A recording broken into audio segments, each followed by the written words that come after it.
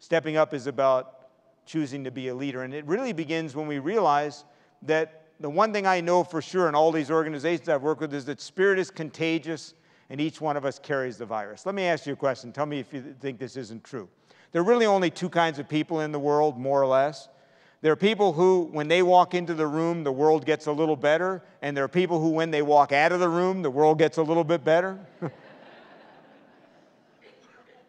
And one of the things I think, the first thing about being a leader is you make a decision that every time I walk into a room at work or outside of work, even on a bad day when I'm in a bad mood, even if I had a fight with my wife or my husband, even if the kids were aggravating as all get out this morning, when I walk into that store, when I walk into that office, the room is going to get better because I walked in. And I want to talk about some of the ways we make it better. The first thing is I believe we make it better by having the courage to challenge each other.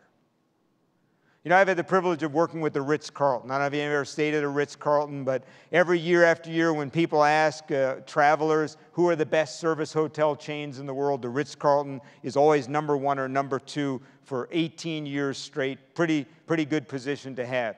And I'll tell you one reason why the Ritz-Carlton is the Ritz-Carlton. It's because I believe that every colleague in that organization feels that it is their responsibility to make sure their colleagues stay great. I'll tell you a wonderful story. I'm staying at a Ritz-Carlton just outside of Atlanta, Georgia. I'm having a great experience. I'm at the front desk. One of the things at the Ritz-Carlton, they always remember your name. And never forget whether you're a pharmacist or an optician or an optometrist, that remembering someone's name is a beautiful thing to any human being. I went to a dry cleaner for 20 years just because every time I went in, everyone in that store remembered my name.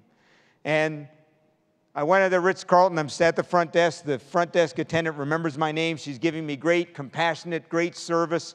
Another guest comes up and steps up to the counter. There are two other colleagues who are talking to each other about the game they went to last night. Hey, that was a great game. Yeah, I had great seats. Wow, I couldn't believe they got that field goal at the end.